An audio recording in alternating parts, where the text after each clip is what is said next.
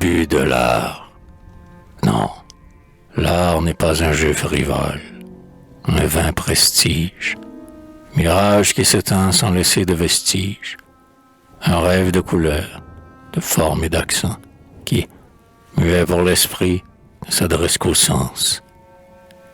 Et le plus haut le but où sa grande aile aspire, car l'âme est son domaine et le cœur son empire.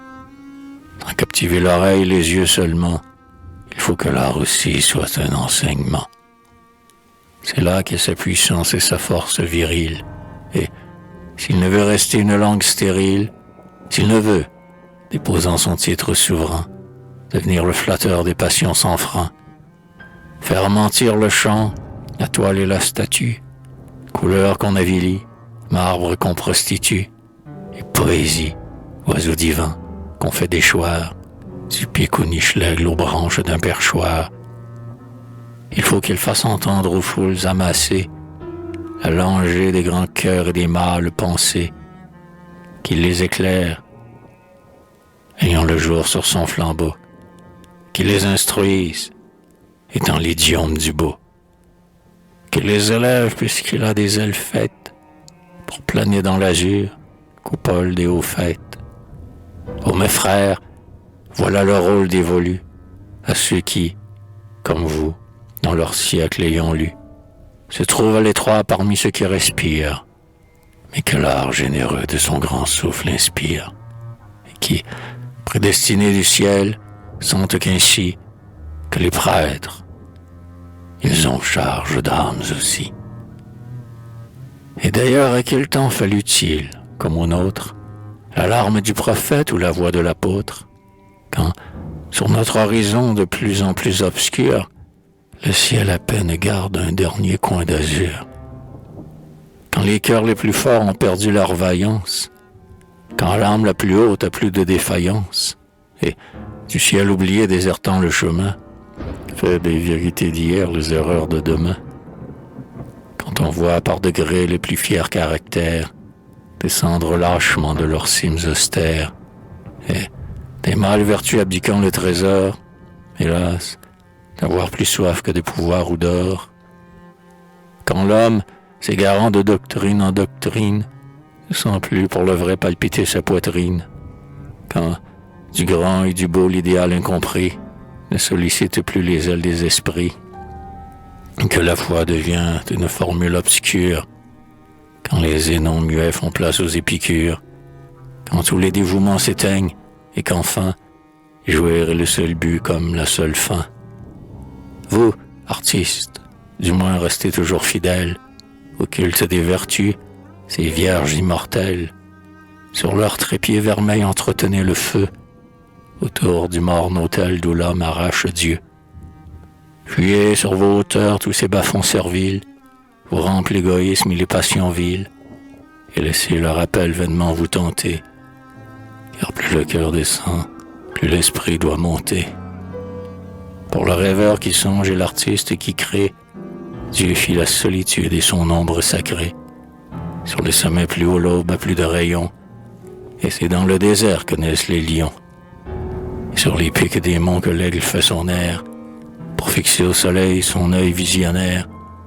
Seul avec votre cœur, méditez et rêvez, complétez votre esprit dans le calme, et vivez dans la sérénité de la douce nature.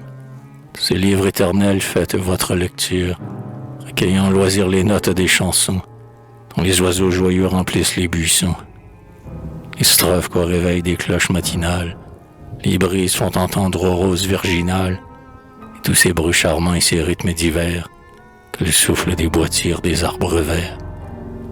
Éblouissants versets dont se fait l'hymne austère, l'hosanna solennelle qu'adresse au ciel la terre, langage merveilleux des forêts et des champs, que l'immense nature répand dans tous ses champs. Puis méditez le cœur humain, cet autre monde, où parfois le sublime est voisin de l'immonde, où le bien et le mal dominent tour à tour, la haine étant souvent le plus près de l'amour. Sondez tous ces recoins où les blondes nichées, des beaux espoirs et des beaux rêves sont cachés, doux oiseaux que l'on couve en soi-même longtemps, mais qu'on voit s'envoler toujours avant le temps. et tous ces noirs replis où les passions dorment, ténèbres où le crime et la vertu se forment, pour en sortir, l'un aigle aux larges visions, et l'autre avec le cri sinistre des lions. Puis encore descendez dans l'antre de l'histoire, des grands événements obscurs laboratoires, où les siècles, aïeux des siècles qui viendront, taillent les nations pour la gloire ou l'affront. Scrutez tout ce travail que fait la main des âges, et qui parfois confond la raison des plus sages, le passé préparant lentement l'avenir, les peuples tour à tour, les uns sans souvenir, émergeant du néant comme l'aube de l'ombre, les autres sans espoir entrant dans l'oubli sombre, le fait créant l'idée, et l'idée à son tour, prenant sa griffe au tigre et son aile au vautour. Rien de stable dans rien de ce que l'homme fonde, tantôt le jour vermeil, tantôt la nuit profonde, et dans tout ce labeur, l'Esprit de Dieu qui fait d'une cause toujours la mère d'un effet. Lorsqu'ainsi vous aurez, dans le champ des idées, glané de vos épis les gerbes fécondées, dans la foule, au sommet austère de clarté, entrez et répandez le grain des vérités. Peintre dont l'œil est plein de rayons et d'aurores, musicien, rêveur aux visions sonores, poète, tour à tour chantre grave et serein, sculpteur qui fait parler ou le marbre ou l'airain. Dans la plaine féconde où frissonnent les seigles, dans les monts dont les pics portent des airs d'aigle, dans l'océan sans borne où règnent les typhons, dans les astres qu'on voit peupler les cieux profonds, dans la petite fleur qui se cache sous l'herbe, dans le chêne qui dresse en l'air son front superbe, dans la double splendeur de la terre et du ciel, contemplez l'idéal volé par le réel. Le ciel familier avec l'inaccessible, montrez-nous l'incréé scellé par le visible. Puis donnez-nous un peu de ce calme divin, que loin de la nature on chercherait en vain. Du foyer domestique apprenez-nous le charme, où le rire souvent est moins doux que nos larmes, des âmes et des cœurs relevez le niveau, dans la nuit des esprits portez un jour nouveau. Et soyez tour à tour le phare ou l'étincelle, dont s'éclaire le flot où notre nef chancelle. À ceux qui sont en haut, à ceux qui sont en bas, enseignez le devoir sans qui le droit n'est pas. Et le respect du vrai par le respect du juste, rendez son auréole à toute chose auguste, dans un marbre éternel sculpté pour l'avenir, toute noble action et tout grand souvenir. De tous les dévouements évoquez les exemples, de toutes les vertus repeuplez les vieux temples. Faites croire, espérez, faites aimer surtout, car ce mot est si grand qu'il dit et contient tout.